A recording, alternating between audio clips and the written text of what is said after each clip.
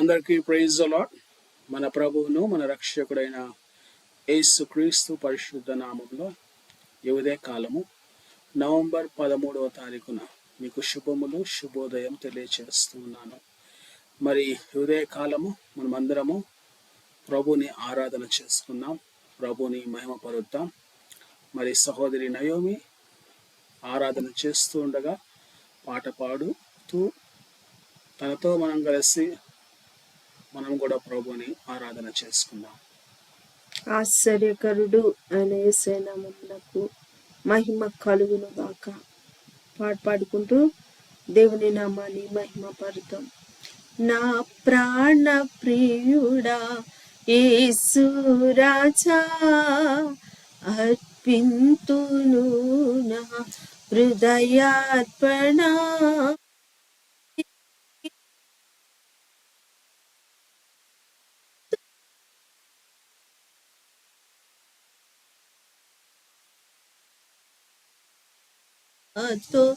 సత్యంబుగా తిరిగి నలిగి హృదయపూర్వక ఆరాధనతో సత్యంబుగా నా ప్రాణ ప్రియుడా యేసు రాజా, అర్పింతును నా హృదయార్పణ. అద్భుతకరుడా లోచన ఆశ్చర్య సమాధాన ప్రభువా, అద్భుతకరుడా లోచన ఆశ్చర్య సమాధాన ప్రభువా, బలవంతుడా బహుప్రియుడా, హిమరాజా స్తుతించేదన్. బలవంతుడా బహుప్రియుడా మనోహరుడా మహిమారాజా స్తుతించేదన్. నా ప్రాణ ప్రియుడా యేసు రాజా, అర్పింతును నా హృదయార్పణ.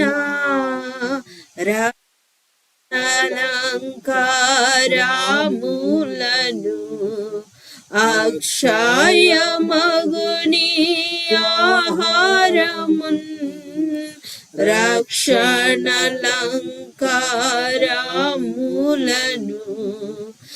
అక్షయమగుని ఆహారమున్.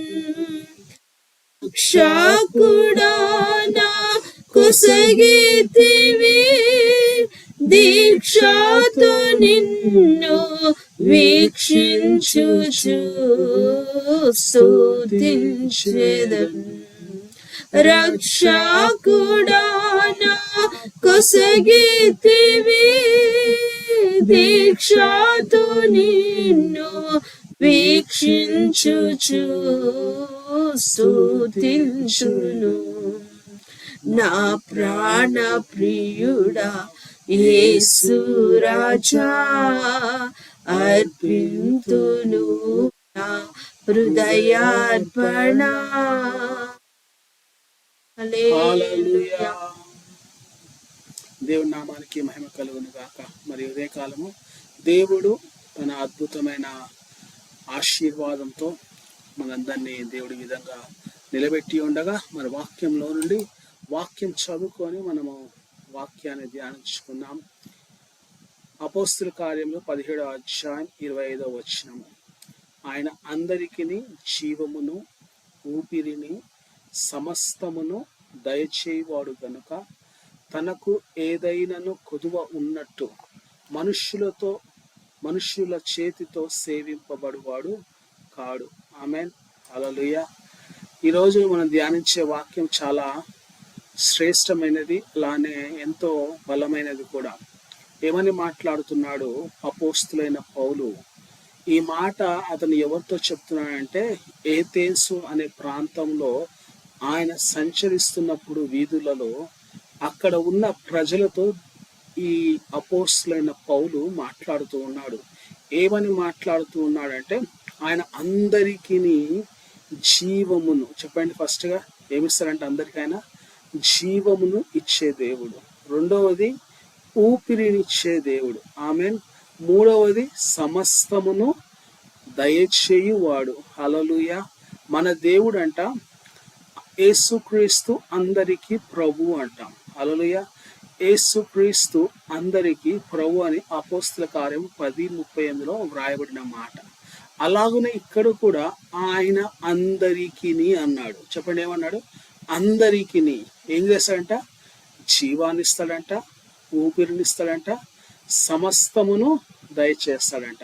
ఒకసారి మనము మత్తయి సువార్త 5వ అధ్యాయంలో ఒక మాట మనం జ్ఞాపకం చేసుకుంటే ఏమనుంది ఇక్కడ? 5వ అధ్యాయంలో మనం చూస్తూ ఉన్నాం 45వ వచనంలో, ఆయన చెడ్డవారి మీదను మంచివారి మీదను తన సూర్యుని ఉదయింపచేసి నీతిమంతుల మీదను అనీతిమంతుల మీదను వర్షము కురిపించుచున్నాడు.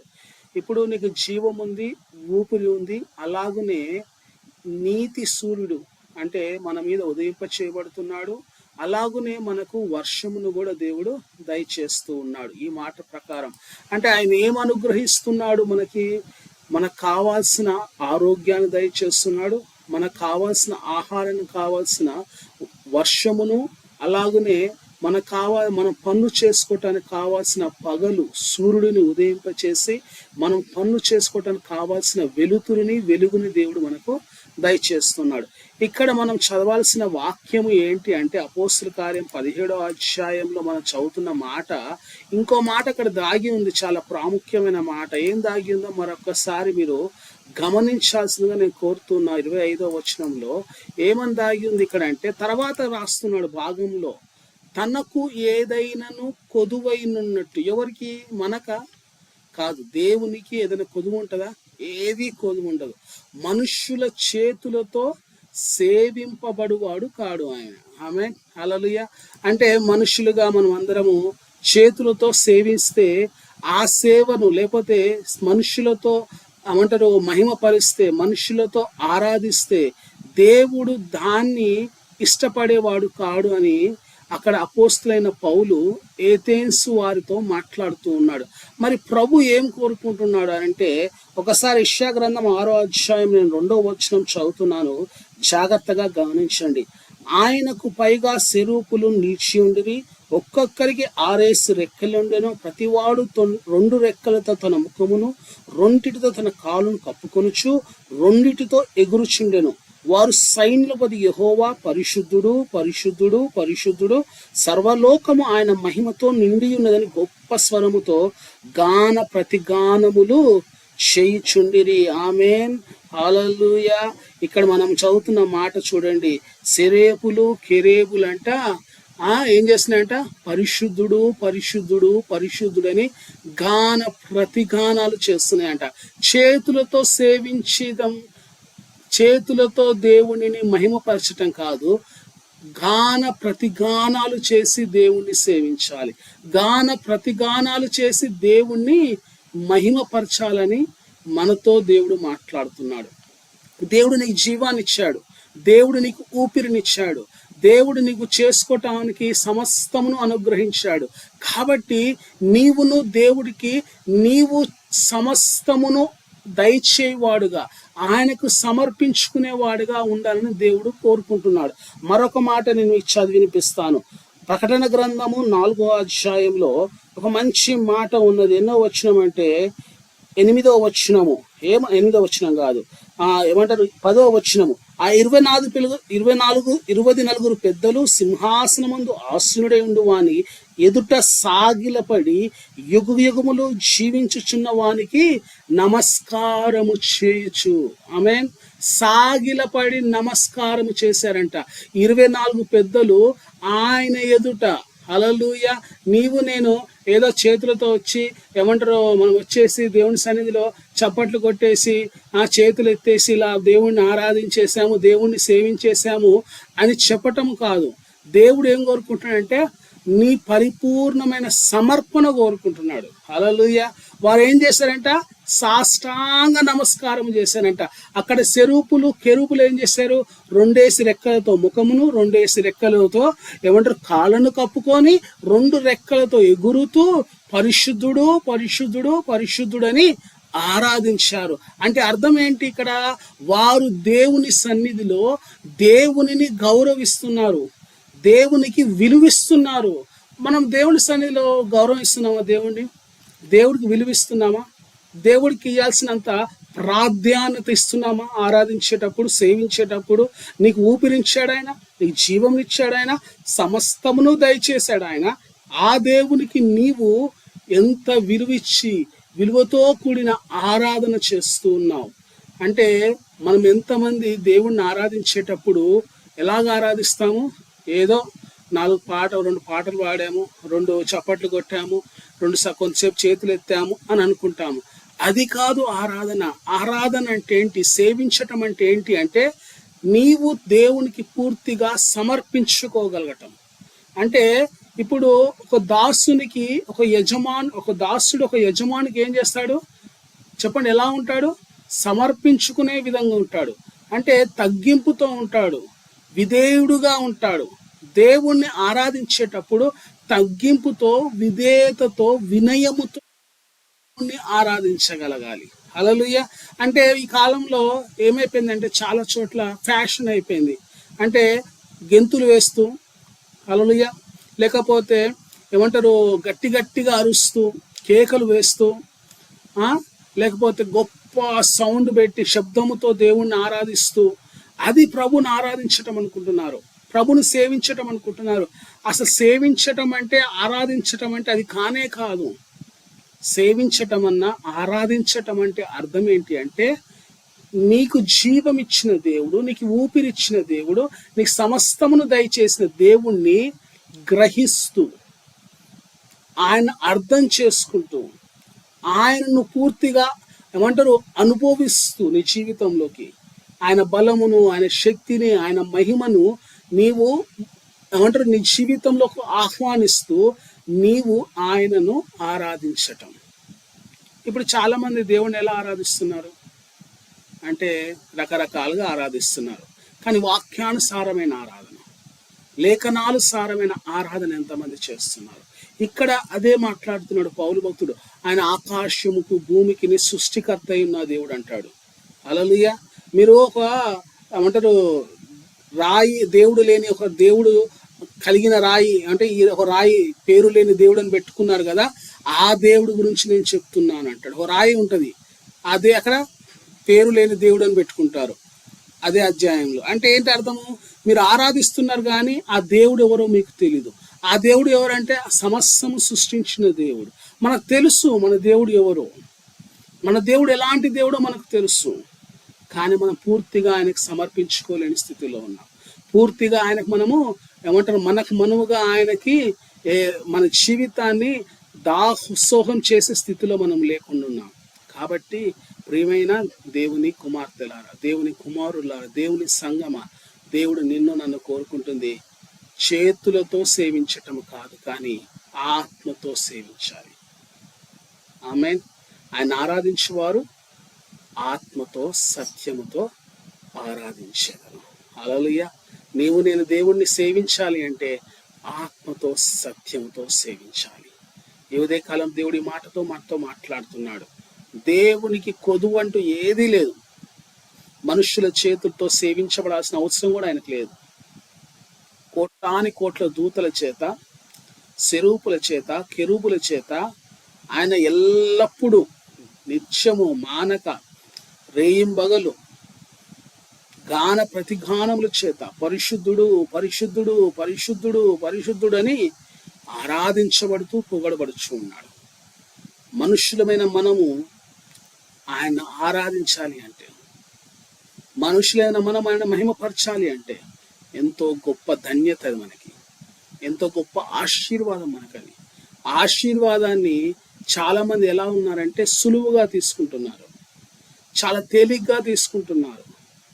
మందిరాలకు వచ్చినప్పుడు, కూడికలకు వచ్చినప్పుడు, ప్రార్థన సహవాసాలు కూడినప్పుడు, ఆరాధన చేసుకుందాం అన్నప్పుడు కేంద్రీకరించరు, ప్రభు మీద మనసును లగ్నం చేయరు, ప్రభు మీద హృదయాన్ని కేంద్రీకరించకుండా, ప్రభువుని పూర్తిగా ఏమంటారు సమర్పించుకోకుండా, పరవశులు కాకుండా ఏదో 4 మాటలు మాట్లాడేసి, 4 పలుకులు పలికేసి నేను ప్రభువుని ఆరాధించారని వారికి వారే భ్రమపడుతూ ఉన్నారు. వారికి వారే ఏం చేస్తున్నారు? లోకంలో మోసపుచ్చుకుంటూ ఉన్నారు. అలా ఉండొద్దండి, అలాగ మనం ఉండనే ఉండొద్దు. దేవుణ్ణి ఆరాధించేటప్పుడు పరవశులే ఆరాధించాలి. మనం ఏమంటారు ఈ లోకాన్ని మర్చిపోయి ప్రభువుని ఆరాధించగలిగే స్థితిలో ఉండాలి. దేవుడు నీకు నాకు సమస్తమును దయచేశాడు, వాటిని మర్చిపోకు. దేవుడు చేసిన ఉపకారమును, దేవుడు చేస్తున్న మేలును, దేవుడు చేస్తున్న సహాయాన్ని, దేవుడు అనుగ్రహిస్తున్న సమస్తమును నీవు నేను ఎన్నడూ మర్చిపోకూడదు. నా ప్రాణమా యెహోవా చేసిన ఉపకారములలో దేనిని మరువకు అంటున్నాడు కీర్తన 103లో. మనం ఎన్ని మర్చిపోతున్నాం, ఎన్ని విషయాలు మనము జ్ఞాపకం ఉంచుకోకుండా, వాటిని స్మరించుకోకుండా దేవుడు చేసిన కార్యాలను మనం విడిచిపెడుతూ ఉన్నాం. కాబట్టి వాటిని జ్ఞాపకం చేసుకుంటూ ప్రభువుని ఆరాధించాల్సింది. అందుకనే మేము పాట పాడింది కూడా, ఆ పాట ఎందుకు పాడామనుకుంటున్నారు? ప్రభువుని జ్ఞాపకం చేసుకోవాలి, ప్రభువుని స్తుతించాలి, ప్రభువుని మహిమపరచాలని ఆ పాటను మేము పాడి ఉన్నాం. దేవుడి మాటలు దీవించిన గాక. ప్రార్థన చేసుకున్నాం.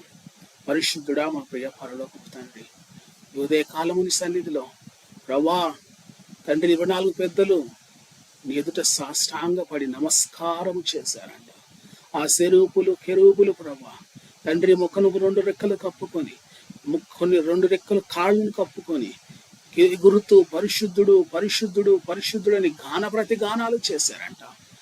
నీవు పరిశుద్ధుడైన దేవుడు, మహాపరిశుద్ధుడైన దేవుడు. నిన్ను ఆరాధించేటప్పుడు నీ సన్నిధికి విలువిచ్చి ప్రభా, నీ తండ్రి నీకు వందనాలు, నీకు విలువిస్తూ ప్రభా నిన్ను ఆరాధించటానికి, ప్రభా నిన్ను గౌరవిస్తూ నిన్ను ఆరాధించటానికి మాకు సహాయం చేయండి. మేము తండ్రి మా చేతులతో సేవించేవారు కాకుండా మా హృదయముతో నిన్ను సేవించటానికి, మా ఆత్మతో నిన్ను సేవించటానికి మాకు సహాయం చేయమని ఈ వాక్యము విన్న వారి జీవితాల్లో నిన్ను ఆరాధించేటప్పుడు తండ్రి నీకు వందనాలు, నిన్ను కేంద్రీకరించుకొని నీ మీద మనస్సు లగ్నము చేసి ఆత్మతో సత్యంతో ఆరాధించటానికి వారిని బలపరచమని అడుగుతూ యేసు పరిశుద్ధ నామంలో అడుగుచున్నాం తండ్రి, ఆమేన్. అందరికీ ప్రైజ్ ది లార్డ్. దేవుడు మీ అందరినీ దీవించిన గాక. మరి హెవెన్ లైట్ మినిస్ట్రీస్, మరి గ్లోబల్ ప్రేయర్ టవర్ తరఫున మీ అందరికీ శుభములు తెలియజేస్తున్నాను. మరొక దినం మనం కలుసుకుందాం. ప్రభు వాక్యము ధ్యానించి ప్రభుని ఆరాధిద్దాం. అంతవరకు సెలవు. దేవుడు మనందరినీ దీవించిన గాక.